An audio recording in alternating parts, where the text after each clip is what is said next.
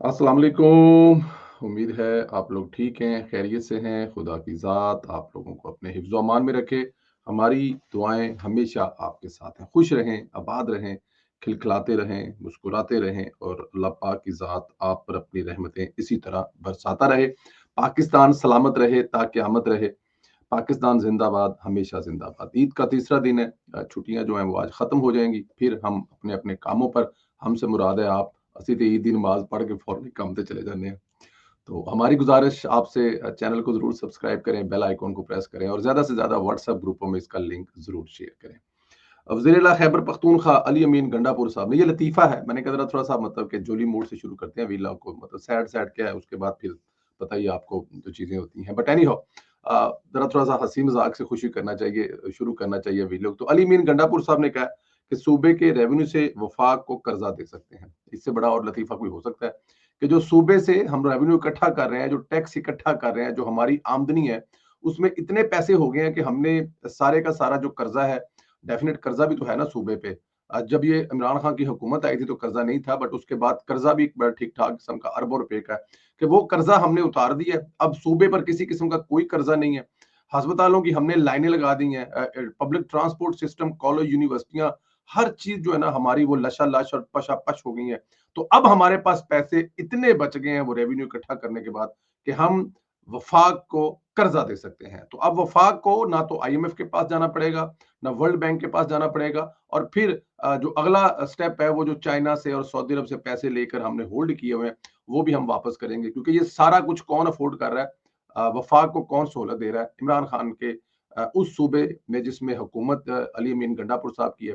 अब पता नहीं शहद की बोतलें लगाई हैं, वो पूरी दुनिया को एक्सपोर्ट की हैं या फिर कोई और काम कारोबार किया है, ये हमें नहीं पता। लेकिन उन्होंने कहा जी वफाकी हुकूमत जो अफगानिस्तान के साथ मुज़ाकरात शुरू करे, हम चाहते हैं कि सूबे का जरगा मेंबरान को भी इसमें शामिल किया जाए।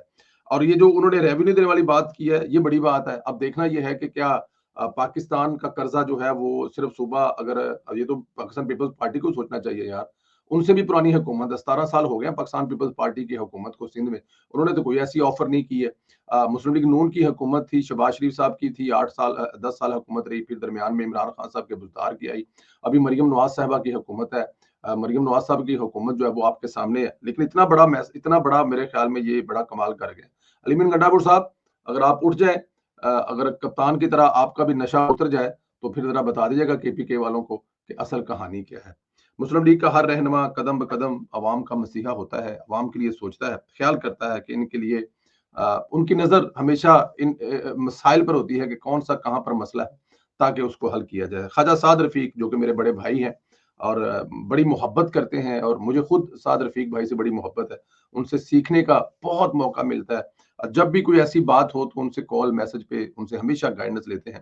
उन्होंने सोशल मीडिया पर ये जो बिजली के मीटरों का 2-2 मीटर असा 2-2 जी 2-2 यार बनाए ते रोला, ਅਸੀਂ ਇੱਕੋ यार बनाया ते रोला पै गया लोकां 2-2 यार बनाए। हाँ जी, ਜਿਹੜਾ 2-2 मीटर वाला रोला है ना, इस रोले पे उन्होंने भी जो एक ट्वीट किया है, तो उन्होंने कहा जी कोई इश्यू बना हुआ था, इनसे ना रहा गया तो उन्होंने इस पे ट्वीट किया। उनका ट्वीट जो है वो मैं आपकी नज़र करता हूँ। उन्होंने लिखा जी कि एक ही घर में बिजली के 2 मीटर्स पर पाबंदी की खबर देकर खासी परेशानी हुई। अपना फर्ज समझकर कल शाम मैंने मोहतरम रमज़ान भट्ट, सीईओ अलिस्को और अज़ीज़म सरदार अवैस लगारी बिजली के जो वज़ीर हैं उनसे राब्ता किया। दोनों हज़रात ने यकीन दहानी करवाई कि ये फेक न्यूज़ है। वज़ारत बिजली ने इस हवाले से वज़ाहत जारी कर दी और मेरी इत्तला के मुताबिक एक घर के अलग-अलग पोर्शन या बिल्डिंग के फ्लैट्स में रहने वाले फैमिलीज़ अपने लिए अलग-अलग मीटर ले सकते हैं। एक घर के दाखिली दरवाज़े का मतलब घर का नहीं बल्कि पोर्शन का दरवाज़ा होगा, बशर्ते कि वहाँ क़याम पज़ीर फैमिली इलेक्ट्रिक सर्किट से अलग हो। अच्छा, वो इसकी वज़ाहत ये दे रहे हैं जो कि बिजली वालों ने दी है और ख्वाजा साहब भी ये कह रहे हैं कि घर के पोर्शन का मतलब आप अगर एक घर में रह रहे हैं, उसके 2 पोर्शन है या 3 पोर्शन है।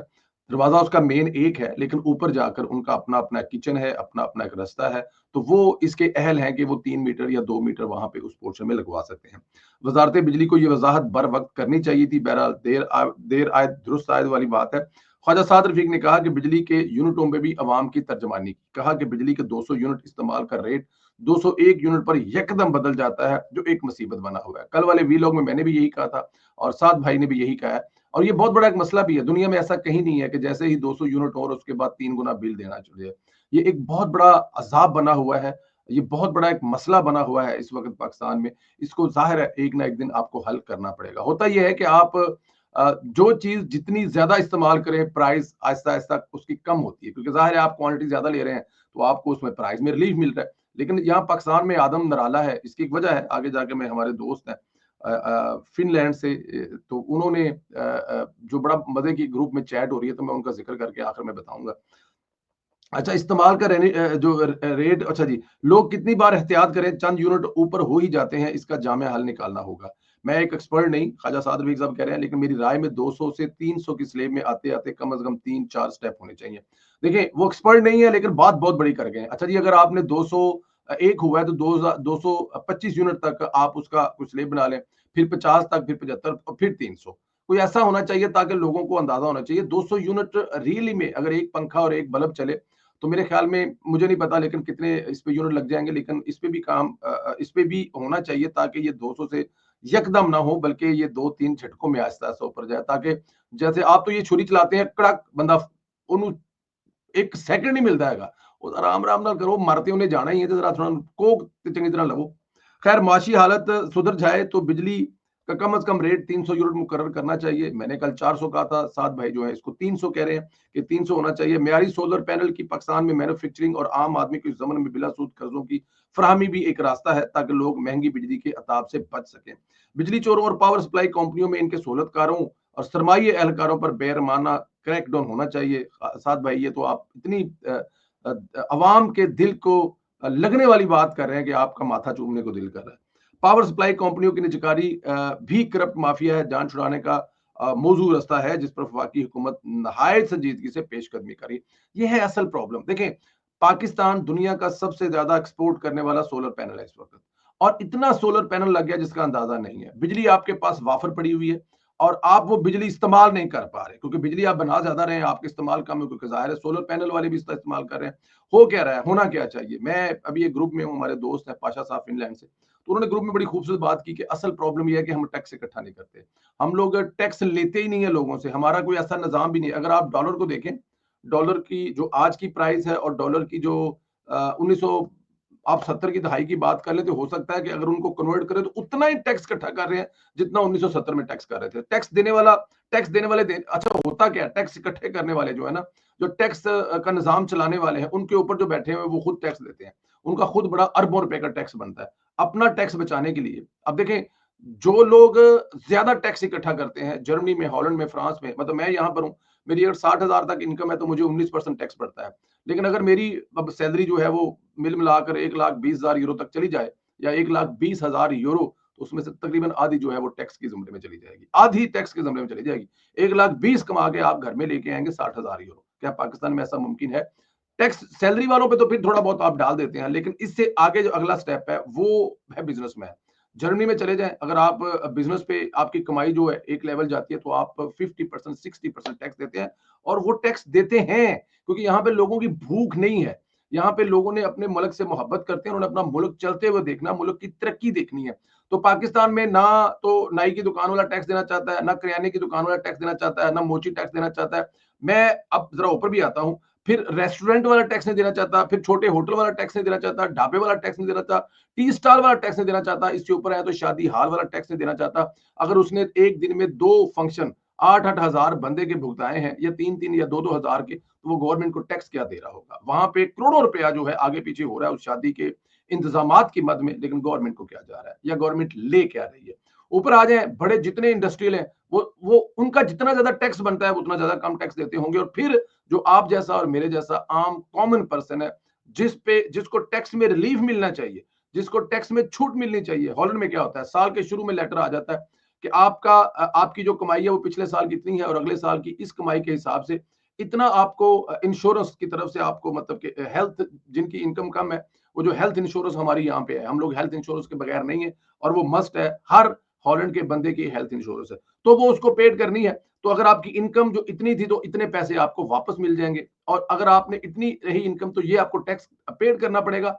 और अगर यही इनकम रही जो आपने 36,000 या 35,000 है, तो फिर आपको टैक्स नहीं पेड करना पड़ेगा, टैक्स के पैसे आपको सारे वापस मिल जाएंगे जो आपने जमा करवाए। लेकिन जैसे ही मैंने आपको बताया कि वो 1,20,000 या 90,000 होगी, तो टैक्स में खुद ब खुद इजाफा हो जाएगा। लेकिन पाकिस्तान में ऐसा नहीं है। पाकिस्तान में जिसका टैक्स बनता है उससे लिया नहीं जाता, और जिसको टैक्स में रिलीफ देना है उससे 6 गुना ज्यादा टैक्स ले लिया जाता है। तो बिजली के ये जो बिजली के बिल्स है ना, ये जो बिजली के मसाइल है, ये वजह ही सारी ये है कि टैक्स वाली साइड से पैसा इकट्ठा नहीं करना, और बिजली वाला और पेट्रोल वाला जो इसके ऊपर जो टैक्स लगा लगा के कुछ 70-75 किस्म के ऐसे अदारे हैं जो टैक्स इकट्ठा करने के लिए काम कर रहे हैं, लेकिन वो क्या क्या काम कर रहे हैं वो मुझे नहीं पता। अगर आप टैक्स का निजाम बेहतर कर लेंगे तो ये 200-300 वाला यूनिट वाला आपका प्रॉब्लम ही खत्म हो जाएगा। आपने बिजली को और पेट्रोल को इस मुल्क में पैसे इकट्ठे करना, रेवेन्यू इकट्ठे करना और अपना बजट पूरा करने का एक बहाना बनाया, तो उसके बाद फिर यही होगा। But any how, Khawaja Saad Rafique साहब, थैंक यू वेरी मच। आपने भी सोशल मीडिया की जो उठी हुई आवाज में उसमें अपनी आवाज मिलाकर उसको और तगड़ा कर दिया और स्ट्रॉन्ग कर दिया। इधर दुनिया में तब्दीलियां रूनमी हो रही हैं और बहुत कुछ देखने को मिल रहा है। इसराइल की जोहरी तनसीबात से मुतल्लिक हजारों हसास दस्तावेजात ईरान के हाथ लग गई हैं। गैर मुल्की खबर रसा एजेंसी के मुताबिक ईरान ने इसराइली हसास दस्तावेजात को कीमती खजाना करार देते हुए दस्तावेजात जल्द मंजर आम पर लाने का ऐलान कर दिया है। ईरानी वजीर बराए इंटेलिजेंस इस्माइल खतीब ने ईरानी मीडिया को बताया कि इसराइल की मुकम्मल जोहरी दस्तावेजात हासिल करके ईरान मुंतकिल कर दी गई है। उन्होंने कहा कि अमेरिका, यूरोप और दीगर ममालिक के साथ मिलकर इसराइल के तलकात और इसराइली स्ट्रेटेजिक पावर की इंटेलिजेंस दस्तावेज इसमें शामिल है। ईरानी वजीर का कहना था कि इसराइली दस्तावेज हासिल करने के लिए जामिया और पेचीदा ऑपरेशन का मनसूबा बनाया गया। दस्तावेजात को ईरान मुंतकिल करना जो है वो हासिल करने से भी ज्यादा अहम वो एक जाहिर है कि अगर आपने वहां से, अब ये इसराइल से अगर आपने निकाली है, पहले तो आपने निकाली है, निकाल के फिर उनको ईरान में लाना एक जान जोखों का काम होगा। लेकिन ईरानी जराए ये दावा कर रहे हैं कि उन्होंने ये जो है ना वो हासिल कर रही है, और साथ में ये भी दावा कर रहे हैं कि इसको जल्द जो है मंजर आम पर भी लाया जाएगा, लोगों को दिखाया जाएगा, ऑनलाइन लोग देखेंगे कि इसराइल और बाकी जो ममालिक के साथ मिलकर वो क्या खेल खेल रहे हैं। भारत एयरलाइन इंडिया ने पाकिस्तान फजाई हदूद बंद होने पर पाकिस्तानी फजाई हदूद की पाबंदी से होने वाले नुकसान के लिए भारतीय हुकूमत को खत लिख दिया। खत में लिखा गया है कि पाकिस्तानी फजाई हदूद की पाबंदी 1 साल रही तो एयर इंडिया को $60 करोड़ का नुकसान होगा। एयर इंडिया ने मुतालबा किया हुकूमत से कि पाकिस्तानी फजाई हदूद की बंदिश से होने वाले नुकसान की तलाफी की जाए। एयर इंडिया अपनी हुकूमत नरेंद्र मोदी से कह रहा है कि जनाब, ये जो हमारा नुकसान है आपकी पॉलिसियों की वजह से हो रहा है, तो ये जो हमारा नुकसान है इसके लिए सब्सिडी दें और हमारे जो अखराजात है वो पूरे करें। एयर इंडिया ने भारतीय हुकूमत से इक्तिसादी नुकसान के तदराक के लिए अपील की है। पाकिस्तानी फजाई हदूद की बंदिश से एयर इंडिया समेत दीगर भारतीय एयरलाइंस को तवील सफर करने के बायस ज्यादा अखराजात उठाने पर मजबूर किया जा रहा है और मुसाफरों को भी तकलीफ का सामना है। पाकिस्तानी फजाई हदूद की बंदिश के बायस एयर इंडिया रोजाना 20 करोड़ भारतीय रुपए से ज्यादा का नुकसान उठा रहा है और तवील रास्ते इख्तियार करने के बायस भारतीय तैयारे रोजाना रास्ता तब्दील करने पर मजबूर होते हैं। जराये के मुताबिक पाकिस्तान की फजाई हदूद की बंदिश की वजह से भारतीय एयरलाइंस को रोजाना 2 से 4 घंटे का अजाफी सफर करना पड़ा। तवील सफर की वजह से ईंधन के अजाफी खर्च होते हैं, मुसाफरों में थकन होती है, एयरलाइन के अखराजात में भी इजाफा होता है। ये वो नुकसानात हैं जो जंग के बाद हर किसी मुल्क के होते हैं। जो मुल्क जंग लड़ता है उसके इस किस्म के नुकसानात होते हैं। ये जो आपका फजाई हदूद है और समुद्री हदूद है, ये इंटरनेशनल जो ऑर्गेनाइजेशन है उनकी जो हदूद तय की गई है उसके मुताबिक फिर आपको उस पर अमल दरामद भी करना पड़ता है। पाकिस्तान, ये जैसे आप कहते हैं ना कि इंडिया जो है वो वाघा बॉर्डर के रास्ते पाकिस्तान के अंदर से गुजर कर अफगानिस्तान नहीं जा सकता, ये हमें नजर आता है। फजाई हदूद भी हमारी उतनी राइट है जितनी हमारे जमीनी है। फजाई हदूद में भी ऐसे ही मोटरवे बने हुए हैं जैसे यहाँ पर पाकिस्तान में मोटरवे बने हुए, सड़कें बने हुई हैं। फजाई हदूद में भी ऐसे ही समझ लिया आप, आपके के बॉर्डर बने हुए हैं कि उन बॉर्डरों को क्रॉस करने के लिए पहले से आपको इतला देनी पड़ती है कि फलां जहाज इतने बजे यहाँ से गुजर कर इधर से गुजर कर यहाँ जाएगा, ये पहले से रूट बनता है। तो जब जंग लगेगी तो फिर ये नुकसान होंगे, और ये नुकसान भारत को पता है। भारत जो है वो मफरूजे की बिना पर एक जंग शुरू करता है जिसमें दोनों तरफ से अरबों रुपए का नुकसान होता है और लोगों की जान को खतरा होता है, और पूरी दुनिया में हमारा तमाशा बनता है। अगर ये भारत ना करता तो ज्यादा अच्छा होता, लेकिन अब ये भारत को बर्दाश्त करना पड़ेगा। अब जरा पीटीआई की बात कर लेते हैं, जो मुल्क दुश्मनी से बात नहीं आ रही। मैं अक्सर कहता हूं कि भारत का जो एजेंडा है पाकिस्तान में वो पीटीआई लेके चल रही है। हर कदम पर कोई ना कोई ऐसी चवल जरूर मारते हैं जिससे दुश्मन का एजेंडा मजबूत होता है। शहबाज गिल ने ट्वीट किया कि 14 जून को फील्ड मार्शल सैयद आसम मुनीर के दौरा वाशिंगटन के दौरान भरपूर प्रोटेस्ट करेंगे, बड़ा प्रोटेस्ट करेंगे।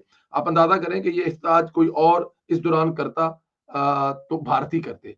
हमें जो सबसे ज्यादा तकलीफ नजर आती है आसम मुनीर से वो भारतीयों को है कि उन्होंने भारत का ये जो एक टैका बना हुआ था, जो भारत का एक मान बना हुआ था, पूरी दुनिया में एक जो बल्ले-बल्ले थी कि भारत बड़ा मुल्क है, सेक्युलर मुल्क है, दुनिया की बड़ी जमहूरियत वाला है, आईटी में ये कर दिया, बॉलीवुड में ये कर दिया, उसका जो भरम है, उसको तोड़ने वाला जो है वो आसिम मुनीर है।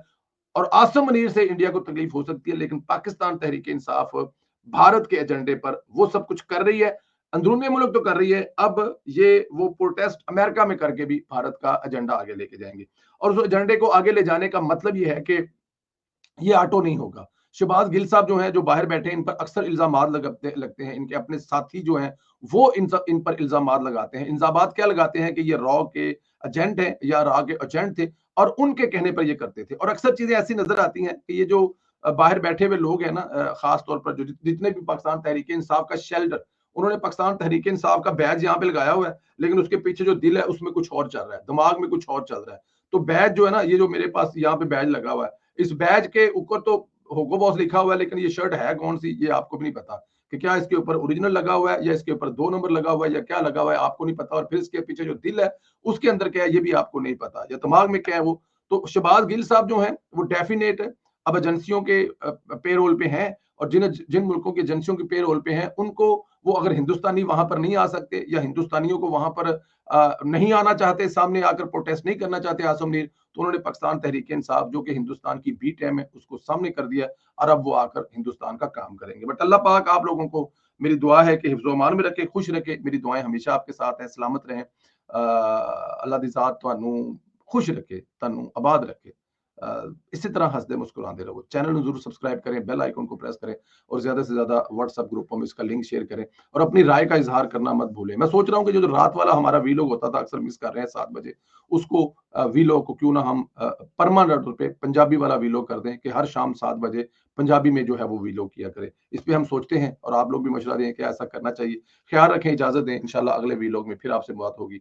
अल्लाह पाक आप लोगों पर, आपके वालिदैन का साया कायम रखे। खुदा हाफिज।